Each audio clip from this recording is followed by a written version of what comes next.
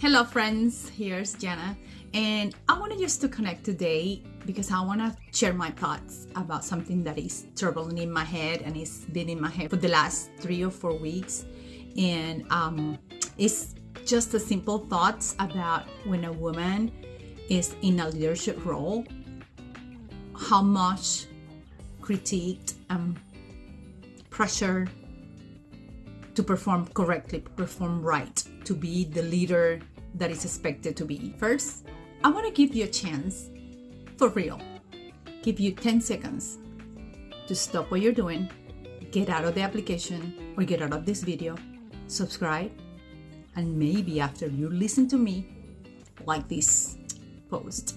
But yeah, subscribe to my channel. It will be such a pleasure for me. Guys, we are on the brink of an inspiring new era, living in a decentralized society which calls for enhanced collaboration and connectivity. So I was just thinking a couple of days ago, I was in a meeting and it just impacted me and affected me the way that I will never imagine. When we had so many female leaders in a room, you notice that division is very marked. And I think in order to thrive within this new landscape, we must enhance a spirit of cooperation and collaboration within each other. If, I don't know, one of the key trends shaping this future is the evolution of leadership, and specifically in female leadership.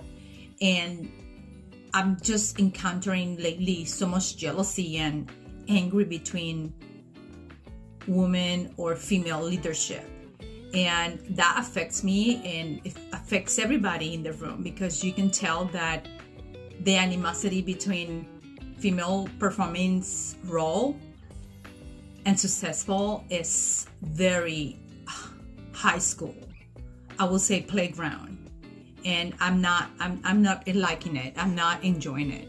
If we reflect on the past leadership during the industrial age, we'll say like 40, 50 years ago, this industrial age was driven by sheer strength and power. And I will call it a time when this industrial age was ruled by muscle and was ruled by strength coming from men. Muscle ruled the day. So nowadays, and maybe moving into the most recent era, as we transition into the knowledge economy, I think the focus shifted to the power of the mind, with knowledge workers leading the way. Today, we found ourselves at the dawn of a new era where leadership is definitely the heart. So it went from muscle, mind, and heart. So this is the time when empathy, courage, vulnerability, and connection are being the cornerstone or pillar of a collective leadership. And I have noticed that, guys. It's like nowadays we have to put this cornerstone in place, because if we don't have it, it's gonna be like a dog-eat-dog environment. These two global trends, decentralization and heart-led leadership, unfolding across all the sectors and fields and societies, we are witnessing the creation of an environment ripe for transformative collaboration. And with all this movement and social evolution, this presents a huge and unique opportunity for women to step into our leadership roles and showcase the best of who they are. And me including as a woman, female leader. So I'm glad that we are seeing that. The peculiar part is decentralization thrives on strong connection and collaboration. And research showed or present that women excel. They are truly excelling in these areas. So why not take advantage of it? So why not? Why not taking advantage of this natural, genuine biological advance that we have to perform with our hearts, and less anger and less critiquing other women. Women are naturally inclined toward consensus, building connection with other, and forging, coalitions within their teams or liaison within their teams. They navigate horizontally, a perfect fit for a decentralization system. Moreover, as heart leadership gains prominence, research also shown that women lead with empathy and vulnerability more often or more comfortably than men. This is just research, guys. I'm not saying that women do it better than men. I'm just sharing some articles or study that I've been reading lately. Definitely these qualities are essentials in today's world, paving the way for women to play a crucial role in the new era of collaboration. I am sure I can exchange some examples. We have so many meetings during the week. Daily, I probably had 7 to 9 meetings. And as a leader, as a female leader, I know that collaboration and connection is one of my cornerstones for a successful and productive meeting. I am a female leader within a pharmaceutical company, or let's call it pharmaceutical healthcare field. And I have found myself struggling mentally, and I have found myself constantly balancing and trying to balance the strength of my leadership skill with honesty, empathy, courage, vulnerability, and connection in all my interactions. And guys, this is not just peer-to-peer interaction. I try to do my best in maintaining this approach with everyone, regardless of their role or level. If they're at the top before, way before me, or their pay rate, or it could be simple like a personal that do data entry.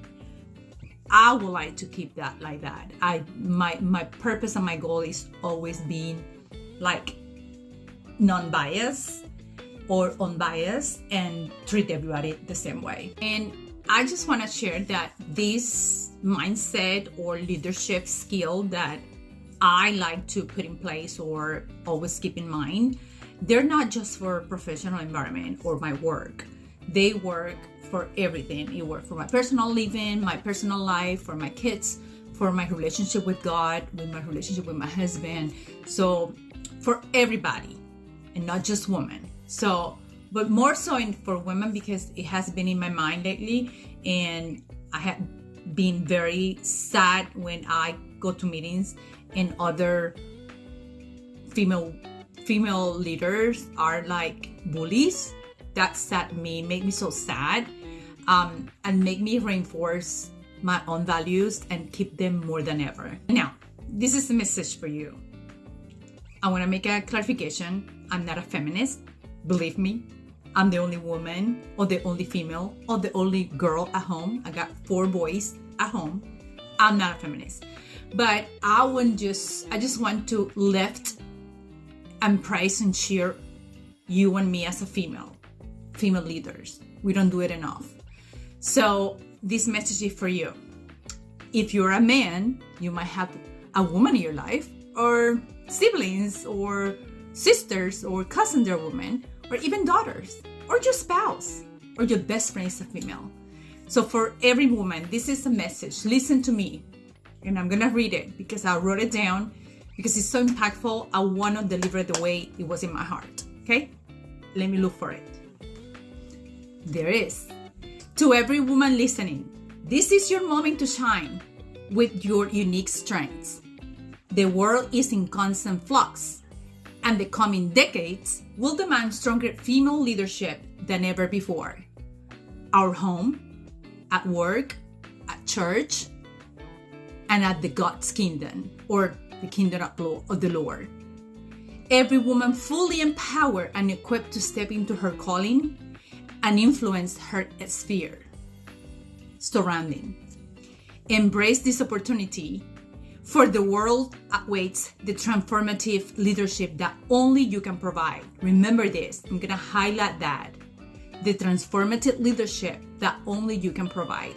And I say this, guys, it's not because I'm a feminist or I'm just go power, woman power, or girl power. No. It's like, it's a message for every female leader that feels like it has been bullied at work sometime by other women. You can do it. And those that are trying to bully other, you can do better. Okay? Remember, we can provide a transformative leadership that only you can provide, but a positive impact, not a negative impact. So from me, a female leader, to another female leader, listen, be nice, be honest, lead with vulnerability, think about connection, connectivity, lead with courage, empathy, and by heart. Be blessed, Jana. Bendiciones.